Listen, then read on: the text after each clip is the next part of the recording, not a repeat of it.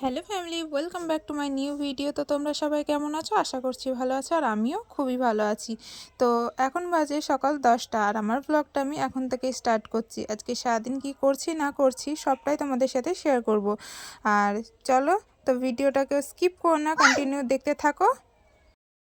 সকালে ঘুম থেকে উঠে ফার্স্ট আমাদের যে কাজটা, এই যে এগুলো কি বলো তো, এগুলো দেখে হয়তো অনেকেই বুঝতে পারবে না, এগুলো হচ্ছে ফুচকা। বেলা হয়ে গেছে, তো এগুলো এখন ভাজা হবে। তো আমি আর আমার একটা মামি বেলছি। আজকে আমার মামি আসেনি, তো আর একজন মামিকে নেওয়া হয়েছিল বেলার জন্য, তো সেও বেলে দিয়ে গেল। আজকে প্রায় 3 কেজি মতন আটা মাখা হয়েছিল, সেটারই এখন ফুচকা বানানো হচ্ছে। আর এই যে দেখো, আমি এখানে বেলছি বসে বসে, আর এই সাইডে ওই মামিও বেলছে। তো সব কাজ করতেও হবে, এই যে এখনও বাসি কাজ সম্পূর্ণ পড়ে রয়েছে। এদিকে দেখো তোমাদের দাদাভাই ফুচকা ভাজছে, আমি এদিকে বেলছি আর তোমাদের দাদাভাই ভাজছে। দেখো ভাজার প্রসেসটা তোমাদের কেমন লাগছে, তো সবাই একটু জানাবে। আর ফুচকা খেতে কে কে পছন্দ করো অবশ্যই কমেন্ট করে জানিও, এটা জানাতে ভুলো না। আর এই যে দেখো আমাদের ফুচকার বাস্ক, তো এক বাস্ক প্রায় হয়েই গেল ফুচকা। তো দেখো কার কার দেখে জিভে জল আসছে। এদিকে ফুচকা প্রায় রেডি। এবার আমরা সকালবেলার ব্রেকফাস্ট বানানোর জন্য চলো, এই যে জলের মধ্যে তেল দিয়ে দিলাম, এখন বানাবো পাস্তা। তো তার জন্য জলটা গরম করে নিয়েছি, আর একটু এবার পাস্তাটা দিয়ে দিচ্ছি। অল্প করে দেবো ভাবলাম, ফট করে না অনেকটা পড়ে গেল। এক হাতে ভিডিও করতে গেলে এটাই হয় আমার সাথে, যে এক হাতে ফোন ধরে রয়েছিলাম, আর এক দিয়ে হাত দিয়ে আর কি প্যাকেট থেকে আমি দিচ্ছিলাম, এই কারণে অনেকটা পড়ে গেল। এদিকে দেখো এর মাঝখানে আমি নুন হলুদ সবটাই দিয়ে দিয়েছি, কিন্তু সবটা দেখানো হলো না, স্কিপ করে গেছি। আর এদিকে দেখো পাস্তা সিদ্ধও হয়ে গেছে, আর আমি এখানে পেঁয়াজ লঙ্কাও কেটে নিয়েছি।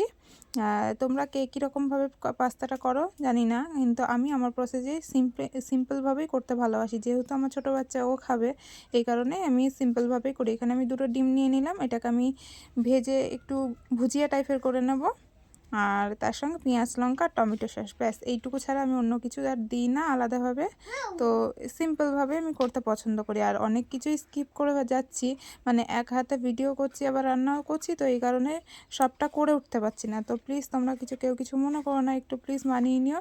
আর এদিকে দেখো আমার ছেলেও এখানে বসে বসে খেলা করছে সসের প্যাকেটটা নিয়ে, ওকে পাশে বসিয়ে রেখে আমিও ওদিকে কাজ করি টুকটুক করে। তো এইভাবেই আমার চলে যায়। তো যাই হোক, দেখো এদিকে পাস্তাটা বানানো সবটা হয়তো তোমাদের সাথে শেয়ার করতে পারিনি, কিছু কিছু আটকেও গেছে আর কি, মাঝখানে করতে পারিনি।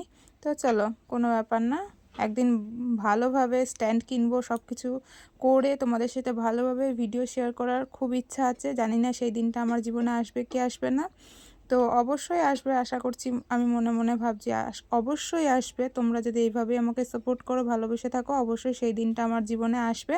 তো তোমরা আমাকে এইভাবেই ভালোবাসা দিও, আর আমার চ্যানেলটা প্লিজ সবাই একটু ফলো করে দিও, আর বেশি বেশি করে একটু শেয়ার করো, যাতে আমার চ্যানেলটা সবার কাছে পৌঁছে যেতে পারে। আর এদিকে দেখো তেল গরম হয়ে গেছে, তার মধ্যে আমি পেঁয়াজ লঙ্কাটা ভাজা ভাজা করে নিচ্ছি, একটু বেশি ভেজে নেবো আর কি। তার মধ্যে একটু হালকা একটু লবণ দেব, লবণটা দেওয়াই রয়েছে পাস্তার মধ্যে, আমি দিয়ে দিয়েছি আগে থাকতেই।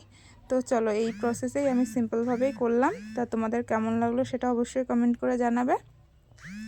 আর প্রচণ্ড পরিমাণে বকবক করা হয়ে যাচ্ছে, এরকমভাবে বকবক করি না তো, কোনো দিন সেরকমভাবে ভিডিও করা হয় না।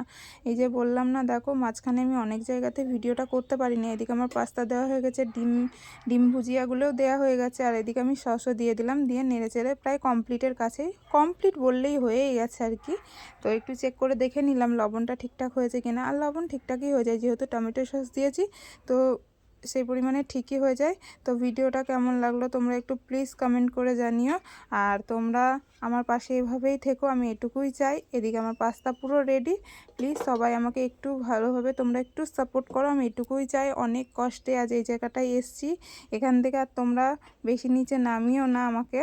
তো এইভাবেই তোমরা সাপোর্ট করে যাও। এদিকে দেখো আমার ঘর দোর গোছানোও কিন্তু কমপ্লিট হয়ে গেছে, এর মাঝখানেই কিন্তু আমি এই কাজগুলো করে নিয়েছি। তো আবার আমি সারাদিনে কি করব সেটা পরের ব্লগে আসছে।